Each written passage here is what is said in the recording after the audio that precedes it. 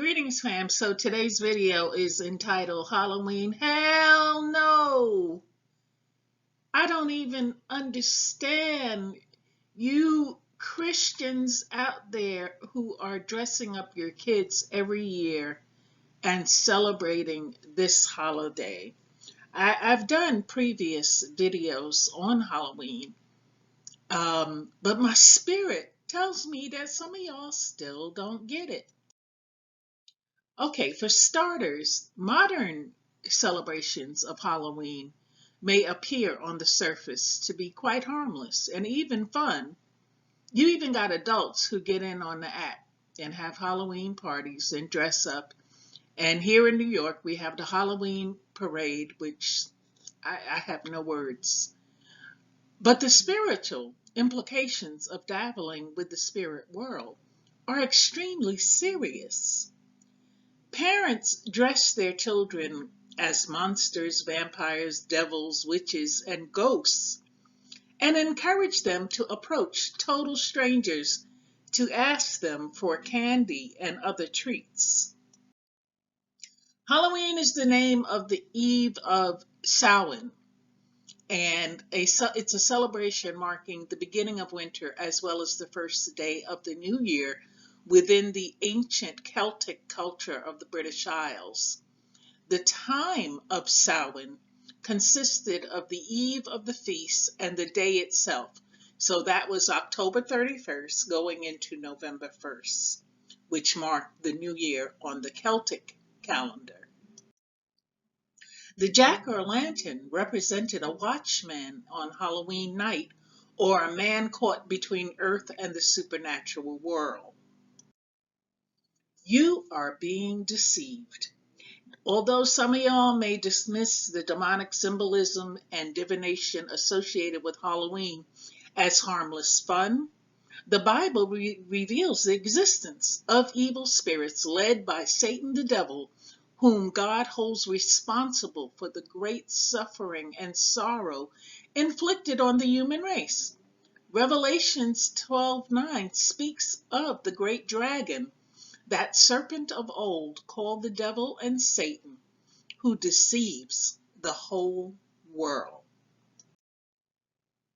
The name given him in the Bible, Satan, means adversary or enemy. The Apostle John tells us that the whole world lies under the sway of the wicked one.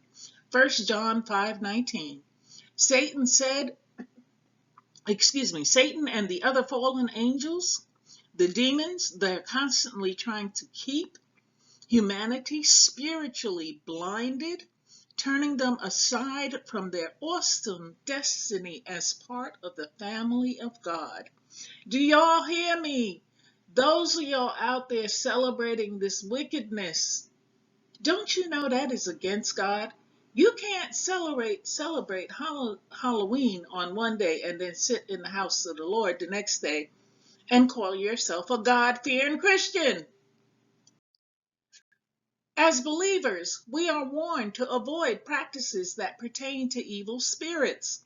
God warned ancient Israel to avoid any kind of occult practices, and I quote, "There shall not be found among you anyone who practices witchcraft, or a soothsayer, or one who interprets omens, or a sorcerer, or one who conjures spells, or a medium, or a spiritist, or one who calls up the dead. For all who do these things are an abomination to the Lord." Deuteronomy 18:10 through 12. Halloween is a celebration of the dead. By participating in it, this is what you are doing. You hear me, fam? The Bible tells us that the first and the greatest commandment is to love our Creator with all our heart and soul and with all your mind. Matthew 22, verse 37 and 38. God alone is the giver of life and all good things. To give recognition to false gods and to imitate practices that are honored, that honored them, is unacceptable and idolatrous.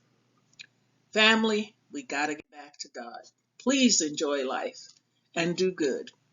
And for those of you who can, please bless the ministry below. Lord, I ask you to open the parents' eyes in particular to this holiday so that they will not continue to allow their kids to participate, and then their kids will grow up and have their kids participate.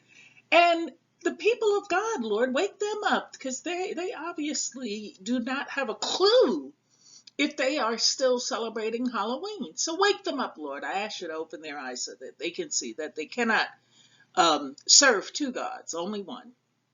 Lord, I thank you for the subscribers. I thank you for the people who tune into the channel.